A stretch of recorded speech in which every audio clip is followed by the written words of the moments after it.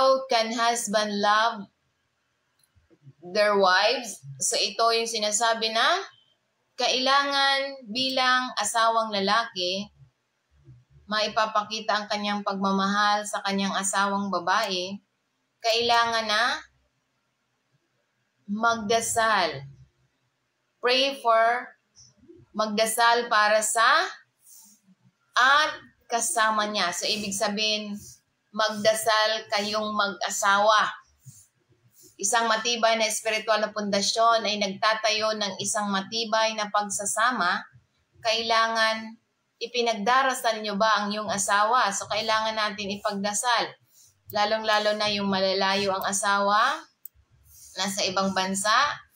Kailangan ang dasal dyan na huwag makakita ng iba. Kailangan proteksyonan ang mata. Proteksyonan ang mata ng iyong asawa para hindi makakita ng iba. Yan ang dapat na dasal. Salamat Panginoon sa proteksyon ng aking asawa na wala siyang ibang makikita kundi ako lang. So yan ang dapat dasal sa isang asawa na napalayo sa asawa. Araw-araw natin pagpapasalamat na tayo na proteksyonan ng mata ng asawa para ikaw lang ang makikita. Walang ibang makikita kundi sa lahat ng sandali ng kanyang guni-guni, ikaw lang yung makikita. So yan yung dapat nating dasal, ay pasalamat natin. Kapag malayo ang asawa, kailangan ipagdasal. Kahit malapit, kahit kasama mo, at ayan ay nasa trabaho, kailangan ipagdasal na ikaw lang ang laging nakikita para hindi siya matukso sa iba. So kaya nga sinasabi niya sa 1 Thessalonians chapter 5, verse 16, rejoice always, so lagi tayong magalak.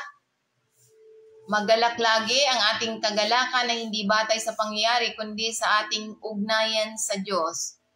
So, ano pa ang dapat nating gawin? Patuloy na manalangin. So, lagi tayo nagagalak, patuloy tayo nananalangin dahil ito ang nais ng Panginoon sa atin. So, lagi tayong mananalangin sa ating mga mahal sa buhay. So, sinasabi, patuloy na manalangin ang buhay ng pananampalatay nangangahulugan ng patuloy na pakikipag-usap sa Diyos na umasa lamang sa Kanya araw-araw. Sa Kanya lamang tayo umasa araw-araw. Kaya lagi nating ipagdasal ang ating mga mahal sa buhay na ilayo sa mga tukso, ilayo sa mga hindi ka nakakaluwalhati sa Kanyang pangalan. Kahit yung ating mga anak, lagi nating ipagdarasal na ilayo sa mga taong hindi nakakaluwalhati sa Panginoon. Para mailayo sila sa mga taong gumagawa ng hindi nakakaluwalhati sa Panginoon. Kaya